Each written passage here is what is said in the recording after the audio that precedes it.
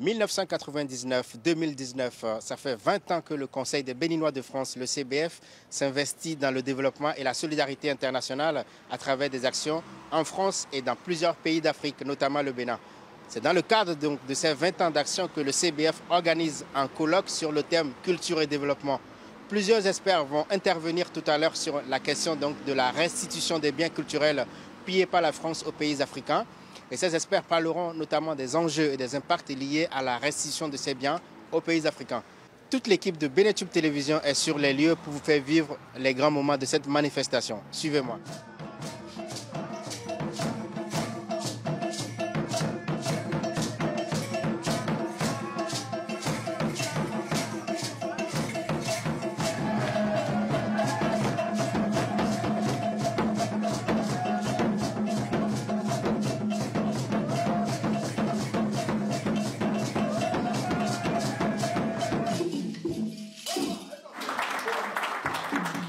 Le président Aroma Degbe, à titre liminaire, a remercié les différents invités pour leur présence avant de faire l'historique de la création du CBF, son implication dans la création du Forum des organisations issues des migrations, le FORIM, et les diverses actions menées depuis 20 ans. 20 ans, c'est beaucoup, mais c'est aussi peu, car certains diront, demande-t-on beaucoup de comptes à un jeune homme ou à une jeune fille de 20 ans. Aujourd'hui, nous essaierons cependant de visiter avec vous ce que nous avons fait, ce que nous n'avons pas fait, ce que nous aurions dû faire. Comme le dit l'adage, on apprend toujours des autres. Et j'aimerais saluer dès à présent la présence ici des membres des autres diasporas, parmi lesquels les représentants du Forum. Pour ceux qui ne le savent pas, le Conseil des Béninois de France est un membre fondateur du Forum.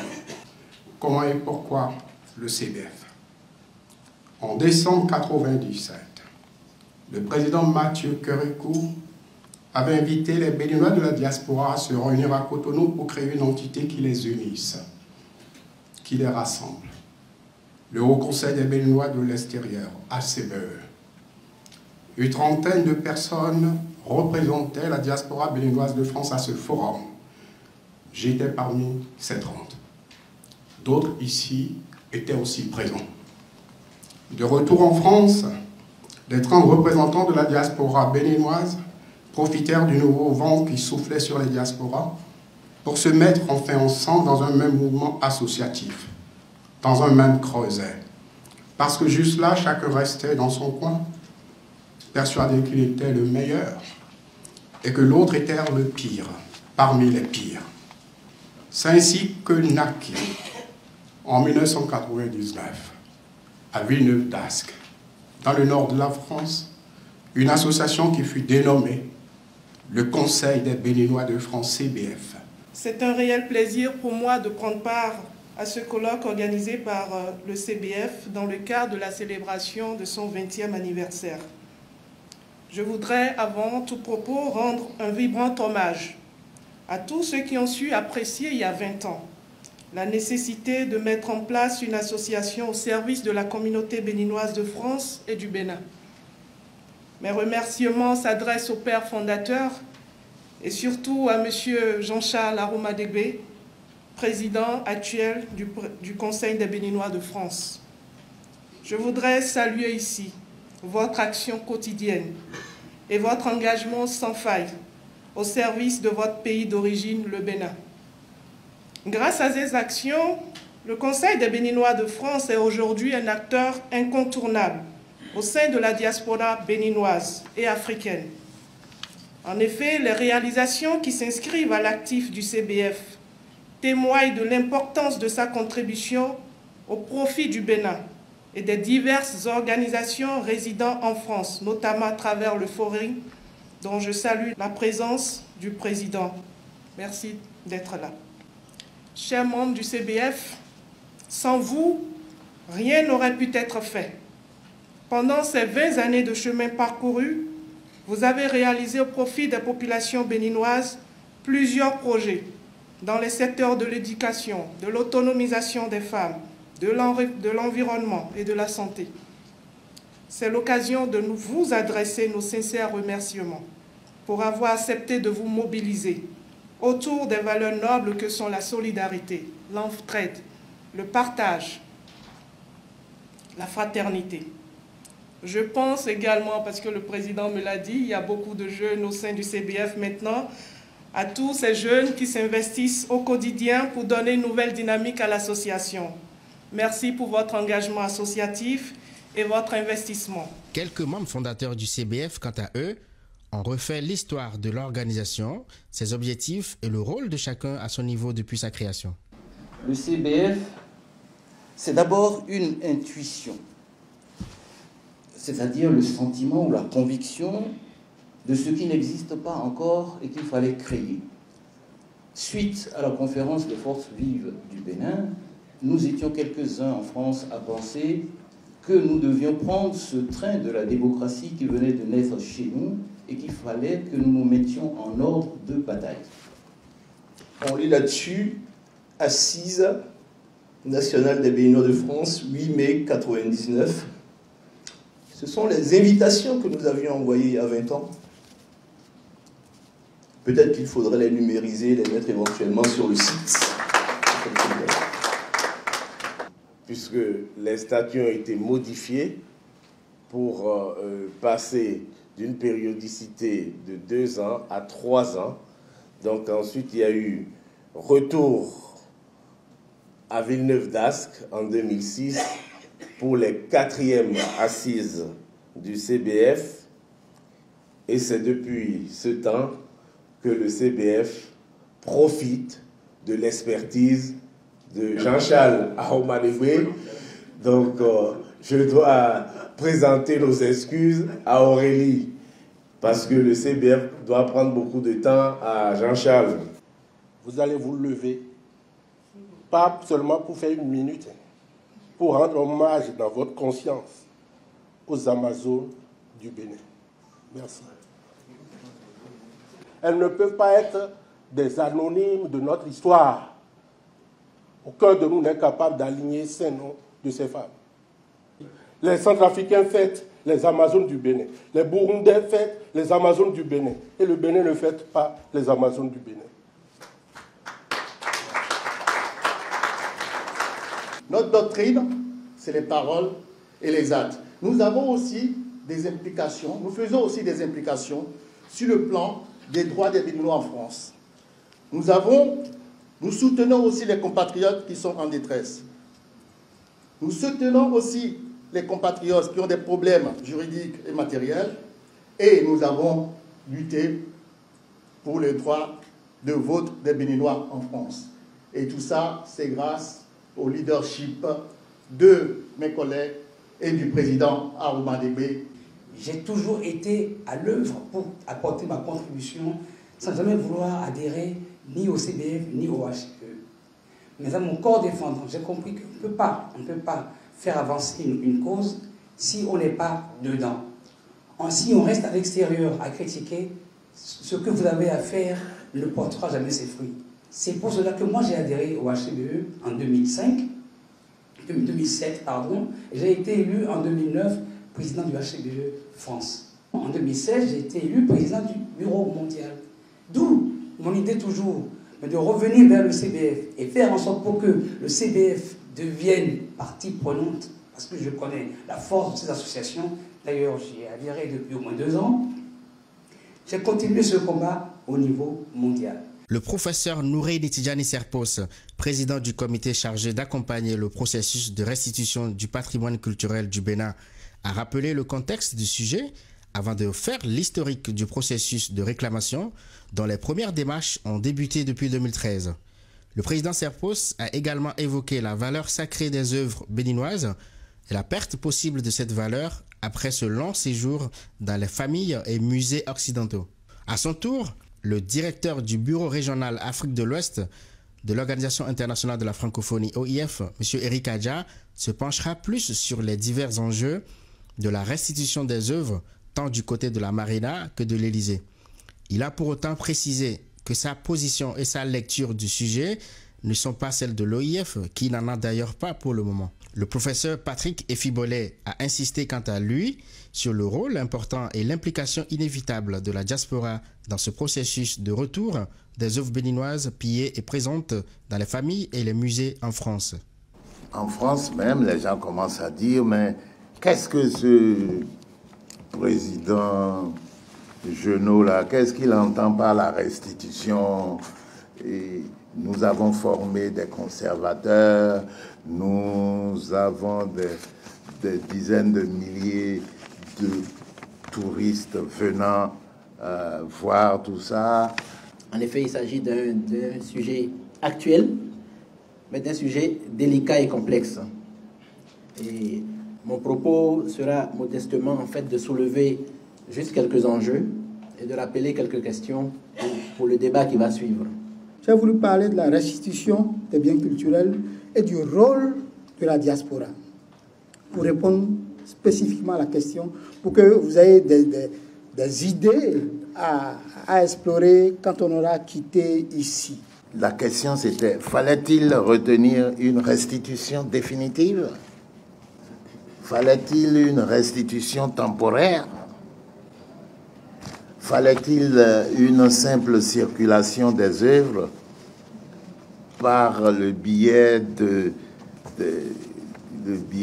d'expositions itinérantes, par le biais de remises de doublons d'œuvres? L'option qu'il fallait retenir, les deux chercheurs vont dire qu'il faut comprendre la restitution temporaire macronienne comme une solution transitoire, le temps que soient trouvés des dispositifs juridiques permettant le retour définitif et sans condition d'objets du patrimoine sur le continent africain. Parler ouvertement de restitution, c'est parler de justice, de reconnaissance, et ouvrir la voie à l'établissement de nouveaux rapports culturels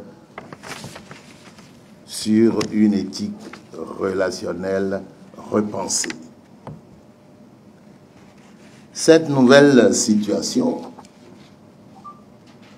c'est-à-dire la vraie restitution, oblige à penser la notion de patrimoine autrement.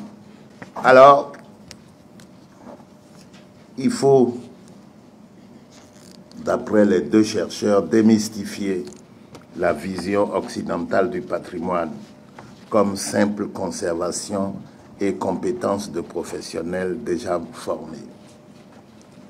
Les statues et les masques meurent aussi.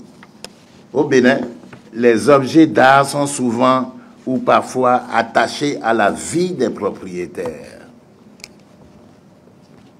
qui sont les seuls à connaître les incantations pour les invoquer. Ce qui fait que quand les propriétaires meurent, les œuvres sont jetées ou enterrées après leur mort. Vous n'avez plus les incantations.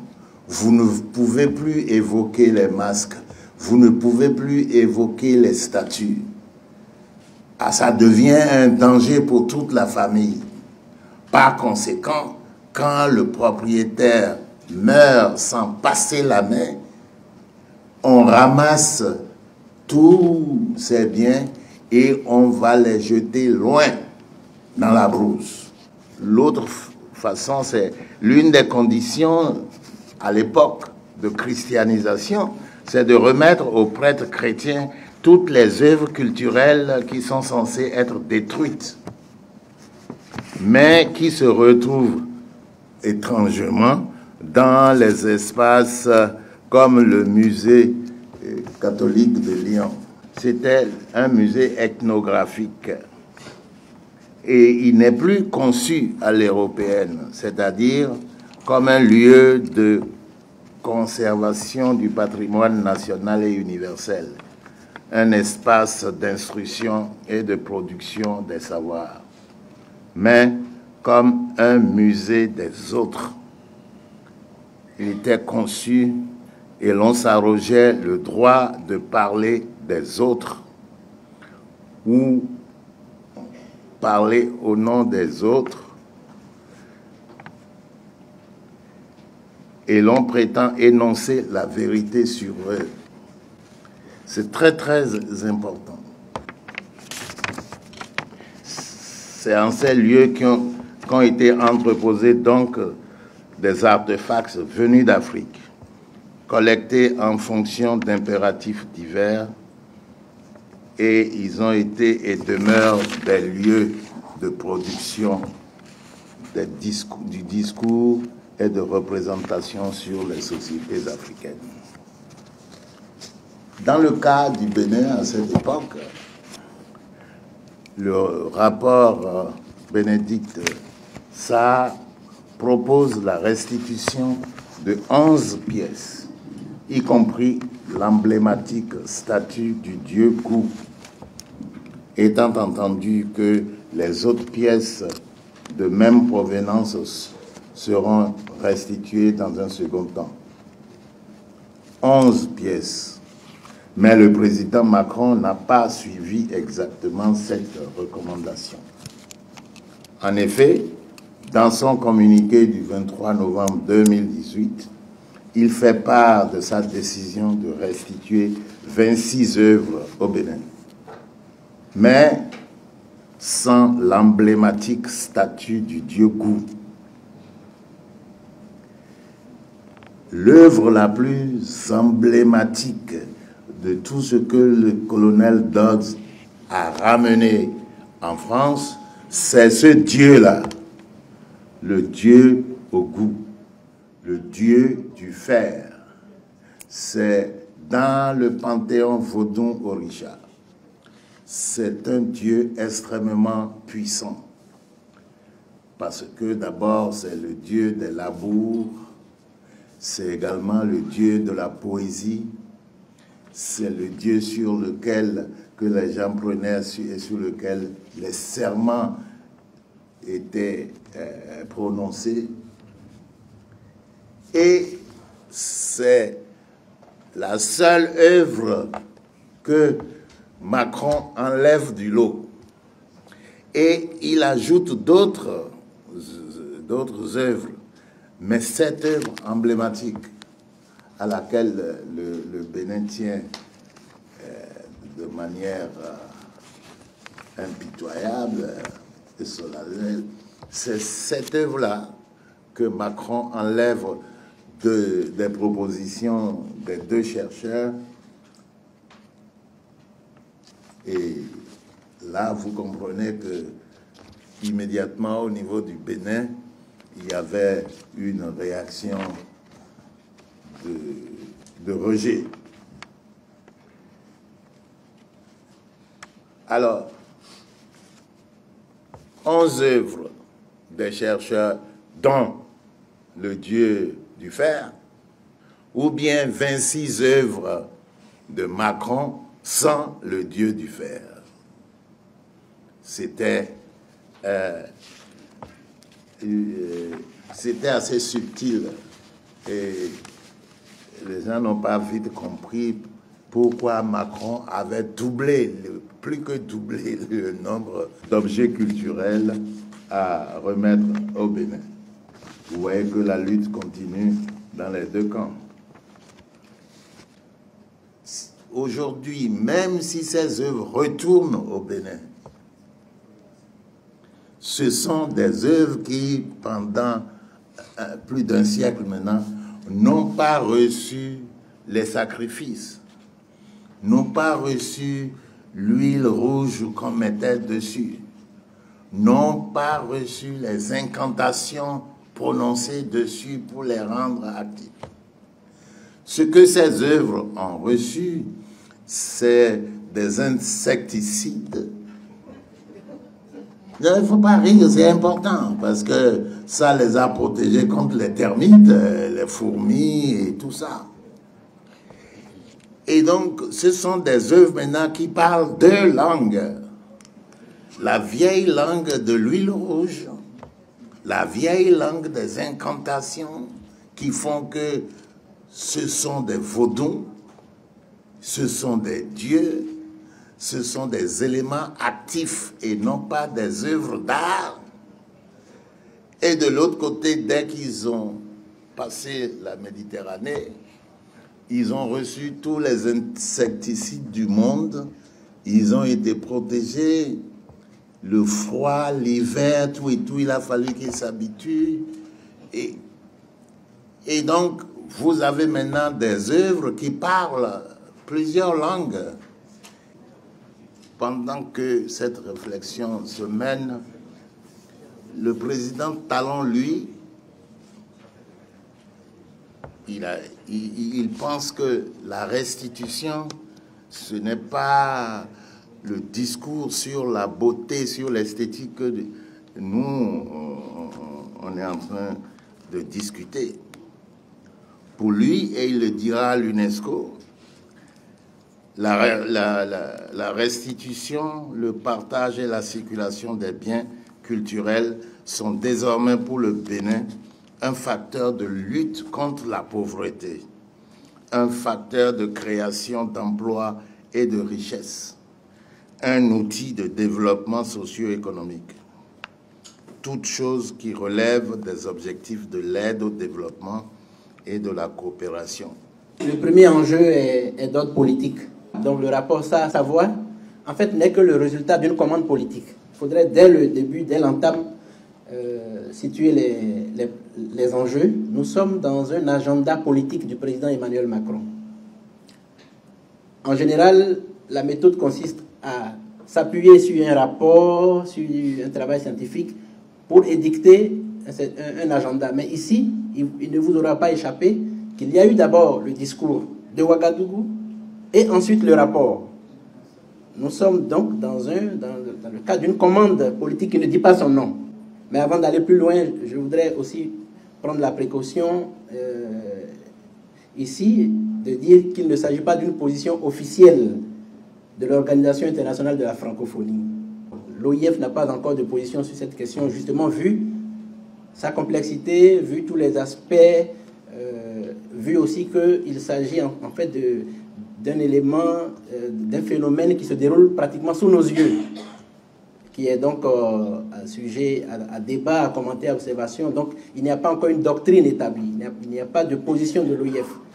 Cette précaution étant prise, je voudrais justement rappeler un autre aspect, un autre enjeu, qui est un enjeu surtout d'ordre historique et culturel.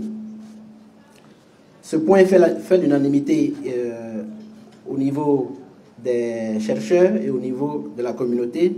C'est la nécessité pour les peuples africains d'avoir accès chez eux à leur art patrimonial pour qu'ils puissent s'inscrire dans une histoire, une culture et une identité. Le doyen Tidjane Seppos l'a rappelé. Donc c'est une donnée fondamentale de l'analyse sur laquelle nous devons insister, c'est-à-dire que la question de la restitution au niveau de la charge historique, culturelle, symbolique paraît incontestable pour tous les observateurs. En effet, l'Afrique a été vidée de son patrimoine. Plus de 90% du patrimoine de l'Afrique, en tout cas au niveau muséal, au niveau de ses biens culturels, sont documentés ici. Donc, parfois même à 100% pour certains pays. La réalité est donc là. Et pour son identité, l'Afrique a besoin de récupérer ses œuvres. Ça, c'est les enjeux culturels et historiques. Mais il y a aussi des enjeux justement pour la France.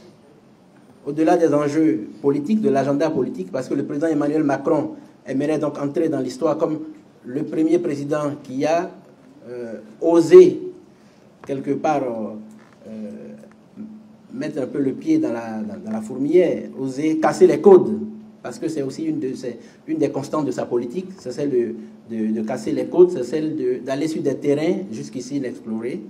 Et au-delà de ces aspects, l'enjeu pour les musées français paraît capital.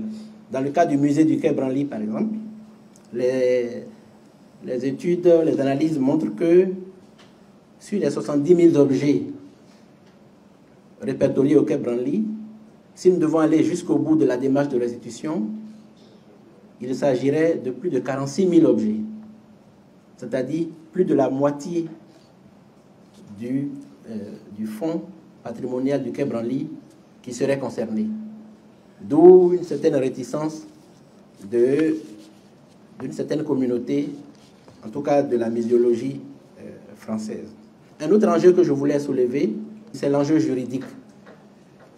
En effet, le Code du patrimoine français parle de certains principes, celui du principe d'inviolabilité, celui d'incessibilité, enfin un certain nombre de principes qui, aujourd'hui, posent problème à cette restitution. Cependant, ces principes, ces problèmes juridiques ne sont pas insurmontables. Il y a un certain nombre de propositions, que ce soit les aspects liés aux échanges temporaires, que d'autres méthodes, parce qu'il y a déjà eu des restitutions par le passé, que ce soit au niveau des statuts maoris, au niveau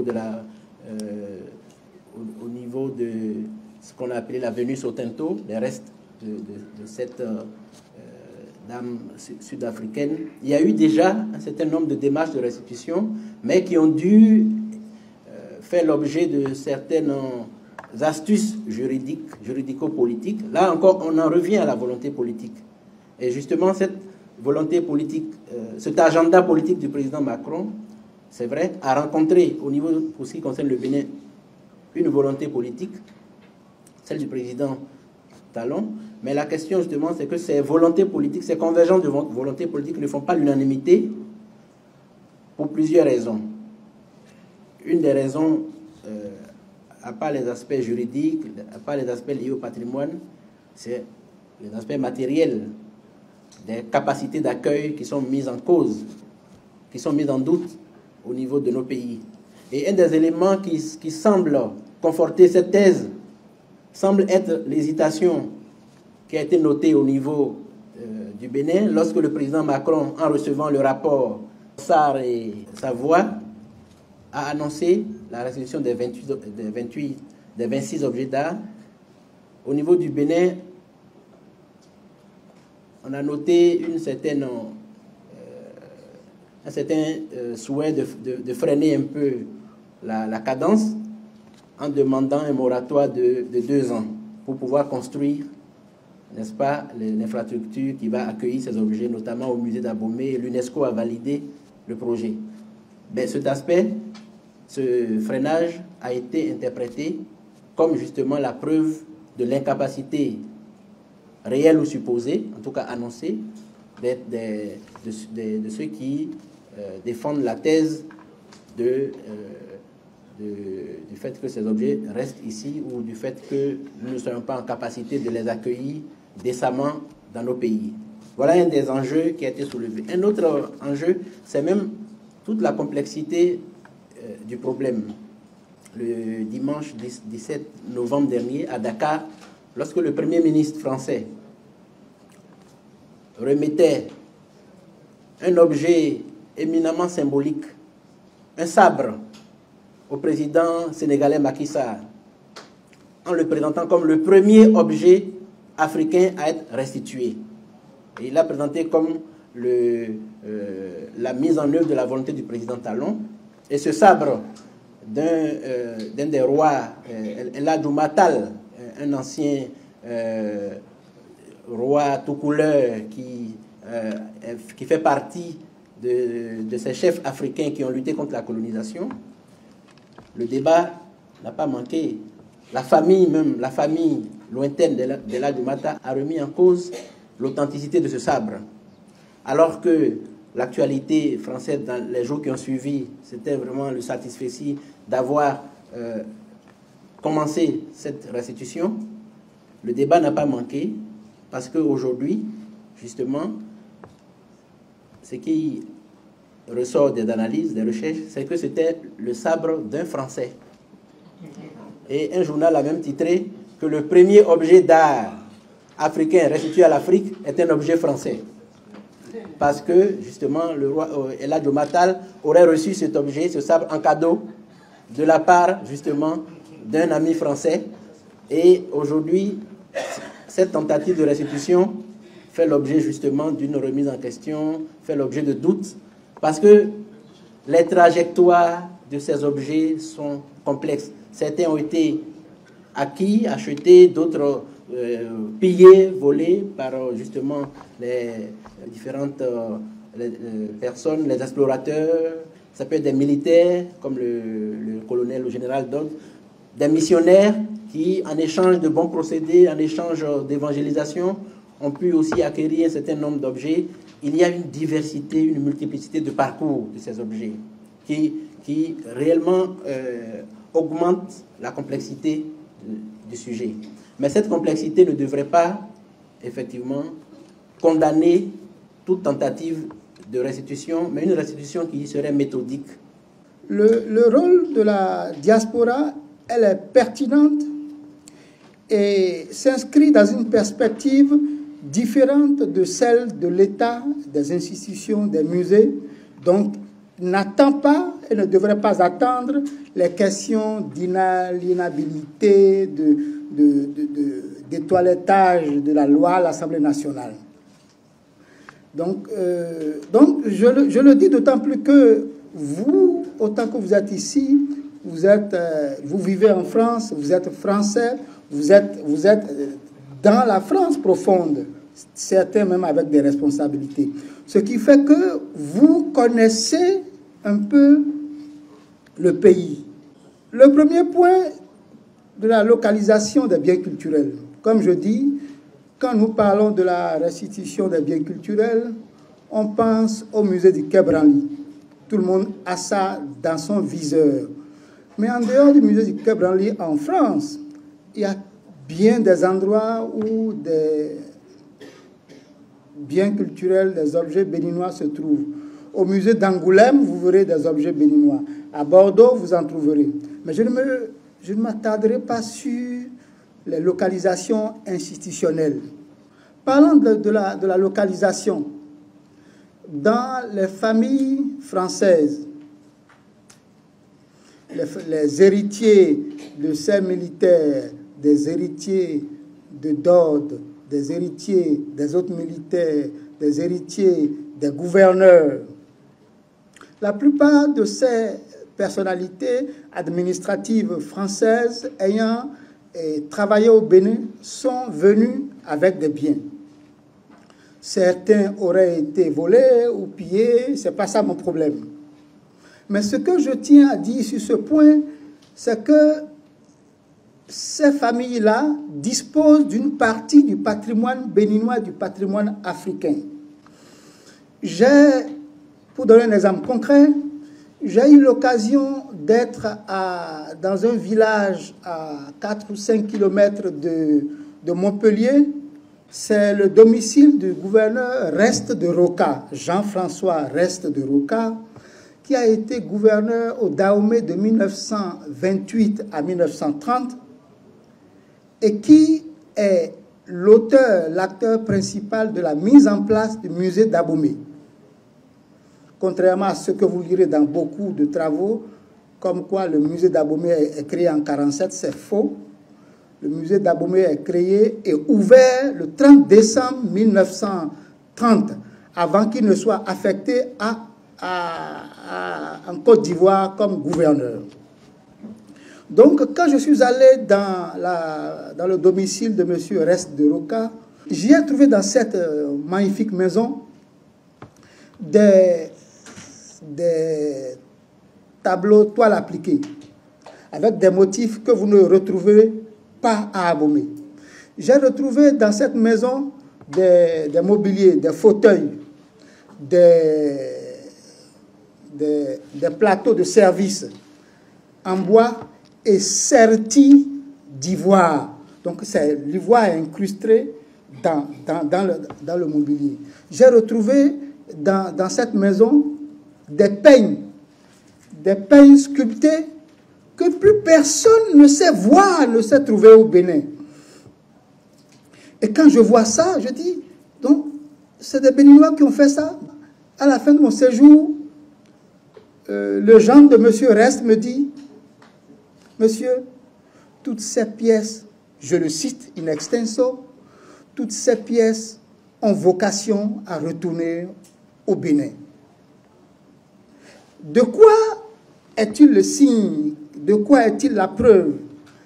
Il nous donne la preuve que cette famille-là, et peut-être d'autres familles, aujourd'hui sont détachées par rapport à ce passé, ou pensent qu'ils doivent en jouir, mais ils doivent partager la jouissance avec les Béninois, dont c'est le patrimoine, dans le long cours de l'histoire, et que pour vous, diaspora, c'est une possibilité à exploiter. Je m'attarde sur le cas Reste parce que ça, j'ai vu de mes propres yeux. Et dans la région de Lyon, je suis en contact avec un Béninois qui y vit. J'ai eu son contact il y a quelques jours. Il est actuellement au Bénin. Et qui, par personne interposée, a su qu'il y a d'autres pièces liées à l'épisode d'Aude où les familles sont prêtes à se débarrasser. Donc, si les familles sont prêtes et qu'il n'y a pas de répondant, ça ne se produira pas. Et les premiers répondants, les plus à même de jouer ce rôle, c'est vous. Et c'est pour cela que je trouve éminemment pertinente la proposition de nous faire réfléchir sur la question de la restitution des biens culturels aujourd'hui. On parle de 26 objets qui sont prêts à être rendus. Il y en a, il faut le savoir, 5000 autres qui sont dans les réserves françaises. Donc 26, c'est intéressant, mais c'est largement insuffisant dans la démarche qui est celle du gouvernement de vouloir cette restitution-là. Donc on avance, mais pour les accueillir dignement, il y a des préalables. Il ne s'agit pas juste de dire on vous les rend, on les prend. Nous avons aussi notre timing, nous avons notre tempo. Nous allons les prendre de toute façon, mais nous devons nous préparer. Et nous préparer, c'est entre autres les mettre dans un écrin de sécurité, de protection, de conservation digne de ce nom. Ils ont été au musée de l'Homme, aujourd'hui au musée du Quai Branly, dans des conditions, comme je dis, de conservation exceptionnelles. Nous devons trouver le moyen de créer cet écrin de conservation exceptionnelle ici. Voilà pourquoi nous développons le musée de l'épopée des Amazones et des rois du Dahomey à Abomey, qui va être installé dans les palais, entre le palais de Béhanzin et celui de Glélé et de Guézo. Un nouveau musée aux normes internationales qui pourra accueillir ces objets de manière digne, de manière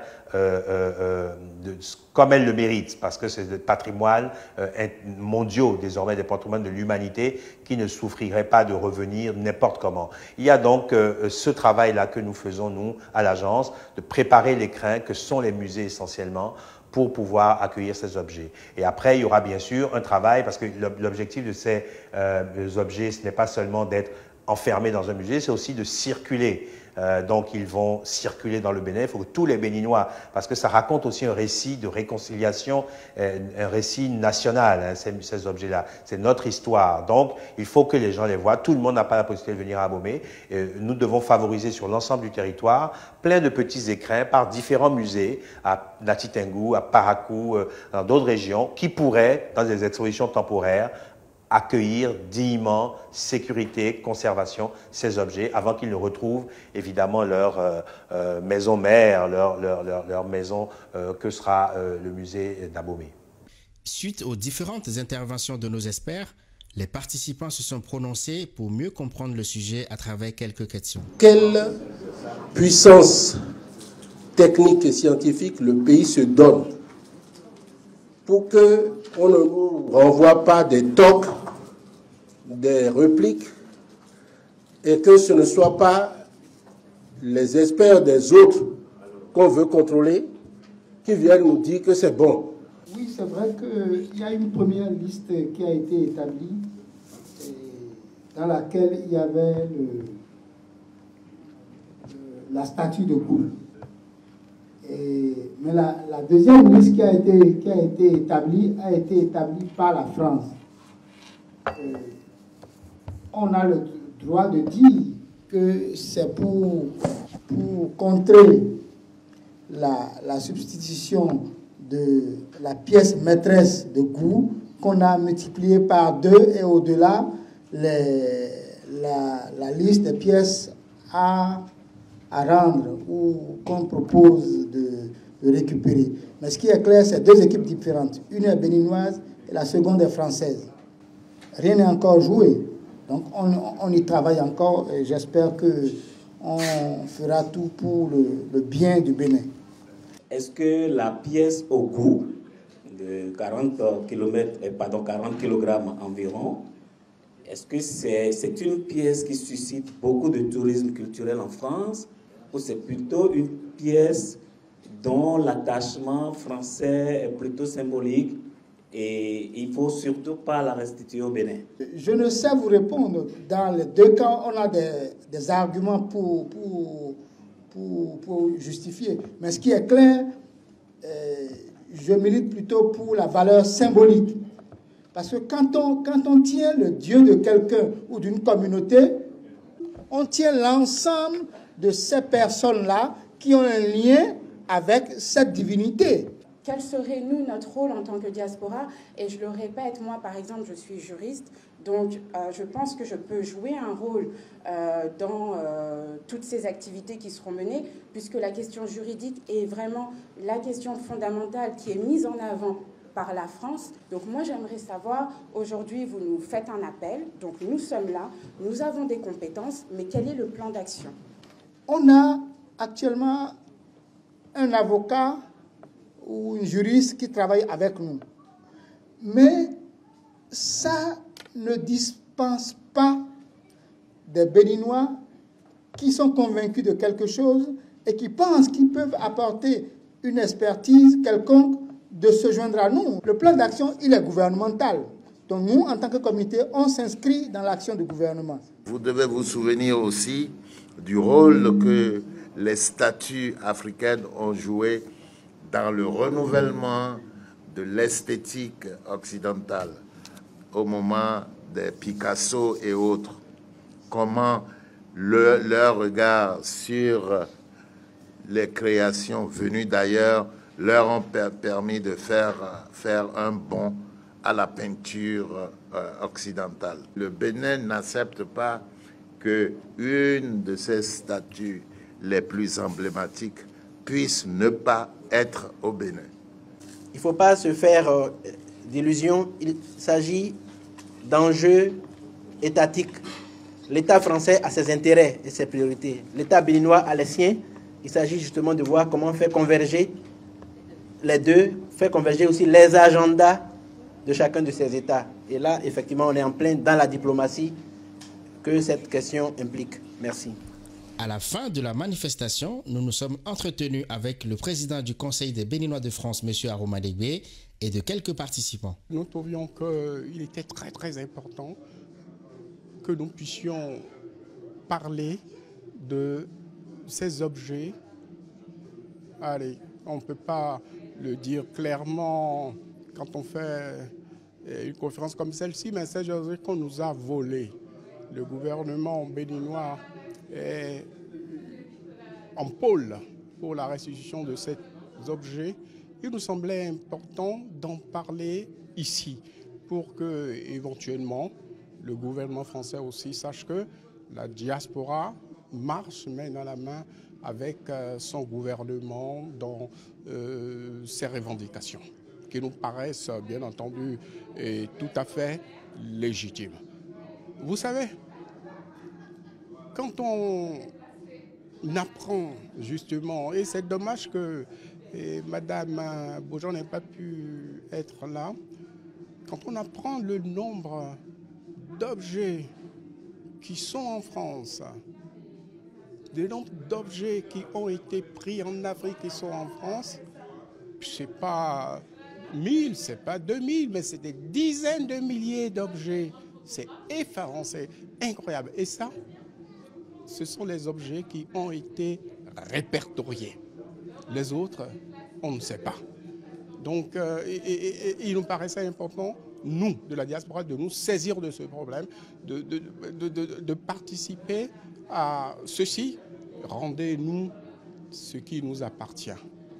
Ce qu'on recherche dans ces moments, c'est aussi l'esprit de convivialité, parce qu'il ne sert à rien de réunir les gens si on ne voit pas qu'ils échangent entre eux.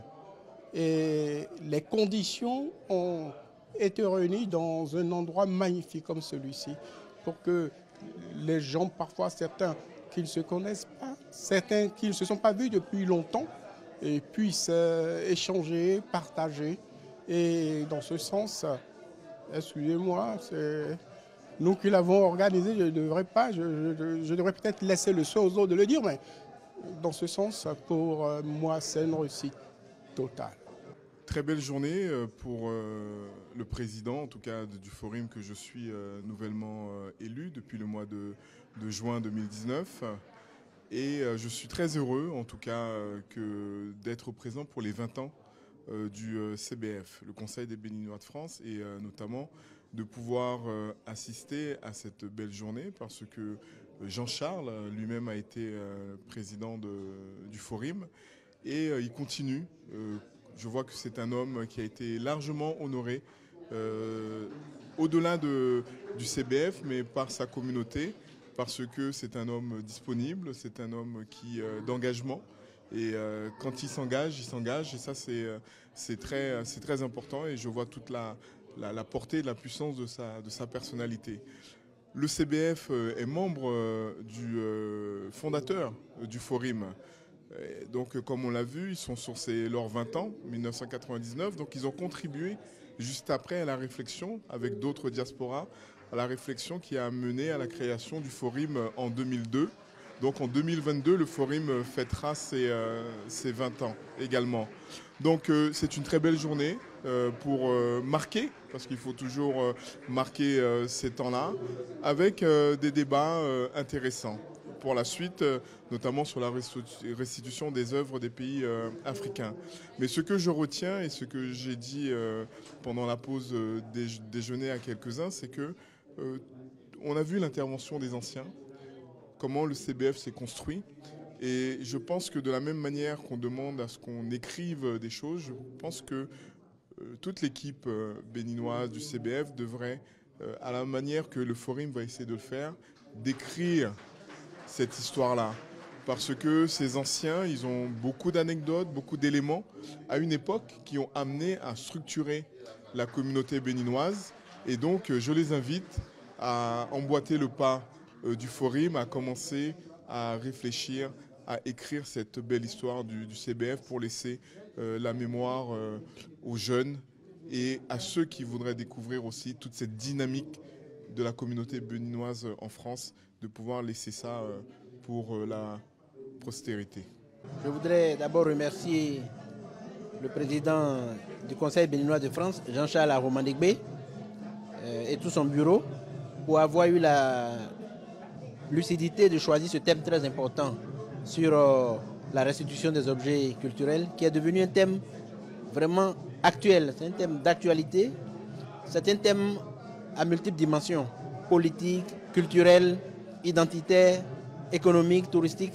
Et je pense que c'est cette dimension globale qui est aussi au cœur des préoccupations de l'Organisation internationale de la francophonie, qui a certainement motivé les organisateurs à pouvoir solliciter que je puisse intervenir, non seulement pas uniquement en termes de représentant de l'OIF, mais aussi en tant qu'universitaire, chercheur sur les enjeux culturels, sur les enjeux justement de relations nord-sud, sur les enjeux d'économie internationale et de globalisation.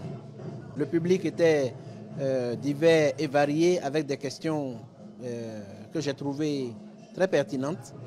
Et c'est vrai que les intervenants étaient aussi percutants, notamment le président Nouréni Tidjani Sepos, ancien directeur général adjoint de l'UNESCO, ainsi que le secrétaire général de la commission chargé de ce dossier au Bénin, le professeur Patrick Efi Bolé, et moi-même avons essayé tous les trois de d'apporter notre éclairage sur ces questions parce que c'est pas un sujet, notre but n'était pas d'épuiser le sujet, mais de pouvoir soulever des questions, de pouvoir relever les enjeux.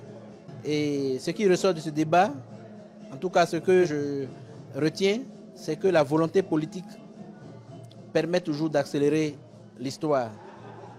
S'il n'y avait pas eu la volonté politique du président Macron, exprimée pendant son discours de Dakar en novembre 2016, on n'en serait pas là aujourd'hui. S'il n'y avait pas eu du côté du Bénin la volonté politique du président de la République, Patrice Talon, pour justement exprimer la demande de restitution de la part du Bénin, nous n'en serions pas non plus là. Donc je pense que pour toutes les questions, que ce soit d'ordre culturel, d'ordre politique, d'ordre économique ou même social, la volonté politique joue un grand rôle et même est première. Parce que de là, tout le reste pas. C'est parce qu'il y a eu cette volonté politique exprimée au plus haut niveau que par exemple le rapport aujourd'hui, le rapport connu sous le nom de rapport Sarr, Felwine Sarr et puis Savoie existe parce qu'il y a une volonté politique, il y a eu une demande, une commande et aujourd'hui ce débat est ouvert et il y a beaucoup de choses qui se mettent en place. Déjà, c'est un plaisir de voir que c'est un colloque qui a drainé du public et aussi parce que, à vrai dire, quand on a choisi le thème de cette journée, puisque là nous fêtons nos 20 ans, il fallait trouver un terme fort. Il y a eu beaucoup de débats. Et là, on s'est rendu compte que c'est une thématique qui a quand même drainé du monde. Donc on voit l'intérêt porté donc, à la thématique. Et je vous dirais même, nous avons eu à refuser du monde, puisque au moment des inscriptions, à un moment donné, nous dépassions le quota autorisé pour la salle, ce qui a montré quand même l'intérêt donc, du public pour cette thématique. Et ce qui a été, personnellement, ce qui m'a intéressé aussi, c'est que restitution bien sûr des œuvres, mais aussi c'est toute cette portée culturelle, cultuelle, cette portée, la portée de ces œuvres qui dépasse en fait le côté simplement artistique. Donc c'est vrai aussi que ça nous a demandé beaucoup de temps, beaucoup d'investissement et au final un ouf de soulagement, mais je pense que ce n'est qu'un début, hein, puisque comme ça a été dit à plusieurs reprises, le sujet n'a jamais été abordé, traité par nos concitoyens, en dehors, disons, des personnes qui étaient directement impliquées donc, dans les différentes commissions. Donc je pense que là, c'est un début et c'est un sujet, de mon point de vue, dont nous devons nous approprier. Hein, je crois que ça concerne toute la population. Hein, donc c'est notre bien quelque part et le débat est profond hein, parce que ces œuvres sont parties dans quelles conditions. C'est vrai aussi qu'on parle de conditions, disons, pour les accueillir. Je pense qu'il y a encore du travail à faire, des réflexions autour de la question. Et pour moi, c'est un début. Et il serait bon de poursuivre, disons, cette réflexion, de poursuivre quelque part ce travail. Quelque part, c'est une question de justice, quoi. Je pense que nous avons enclenché quelque chose qu'il ne faut pas lâcher. Et il y aura certainement une réunion très prochainement. Et nous pourrons revenir sur ce qu'il faut faire pour poursuivre, disons, cette démarche que nous avons enclenchée. Pour moi, ce n'est qu'un début. Mais il faut informer, il faut sensibiliser, il faut que les gens comprennent que c'est vraiment une volonté qui émane de nos tripes et que c'est tout à fait normal que nous cherchions à récupérer ce qui nous appartient, non seulement sur le plan bien matériel, mais aussi c'est plus profond que ça en fait. Mon combat, moi, c'est de porter, de soutenir les associations dignes de nous représenter. C'est de soutenir le CBF avec le combat qu'il mène. Ils agissent directement en direction du Bénin dans plusieurs domaines, mais ils agissent aussi à travers des associations de Béninois en France, parce qu'ils sont agréés par le Forum, parce qu'ils sont agréés par l'AFD, l'Agence française de développement. Ce qu'on veut pour le Bénin, c'est ça. Il s'agit pour moi d'une vision pour un Bénin éclairé, pour un Bénin qui doit évoluer. Et pour ça, il faut s'appuyer sur les hommes qui font le travail. Donc c'est une grande fierté pour moi et je félicite le CBF d'avoir eu cette initiative de nous réunir aujourd'hui. Vous avez vu comment la salle était pleine? Ils ont refusé du monde. Le CBF a fêté ses 20 ans avec un débat sur le thème de la restitution des trésors coloniaux qui nous ont été arrachés. C'est un thème qui me tient à cœur, puisque en 2014, avec le CRAN, nous étions les premiers à aller manifester au musée du Quai Branly pour faire une visite d'inspection de nos œuvres, celles qui étaient exposées, celles qui étaient archivées dans des réserves.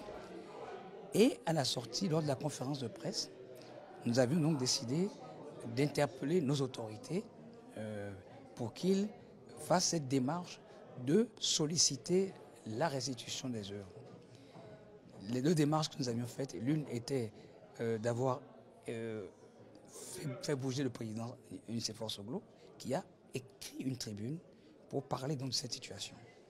La deuxième démarche était envers le gouvernement de l'époque, en lui demandant justement de sacrifier donc à ce rite et d'écrire officiellement au gouvernement français pour réclamer ses œuvres. Cela n'a pas été fait. Donc grande est notre satisfaction de voir que 2 ans après, que le nouveau président, qui sait prendre les choses en main, a décidé, s'est lancé donc dans cette aventure. Ça ne peut, je dis, un combat qui me tient à cœur. Si ce n'est pas moi qui le mène, si d'autres le mènent, je ne peux que me joindre à eux. Chaque section ACBE dans le monde peut être un ambassadeur de la cause de la restitution des œuvres. C'est pour ça que nous retournerons encore prendre langue avec ceux qui sont chargés de ce travail. Ils ne peuvent pas le faire sans impliquer étroitement la diaspora et particulièrement le Haut Conseil des Béninois de l'extérieur, qui s'appuiera aussi sur les travaux du CBF. Le Conseil des Béninois de France est la première association à ouvrir le débat sur la restitution des biens culturels pillés par la France aux pays africains. Nous espérons que le débat auquel nous avons participé aujourd'hui puisse contribuer à faire avancer le processus de restitution de ces biens-là aux pays africains. Nous vous remercions également d'avoir suivi ce reportage et à très bientôt sur BéninTube Télévision.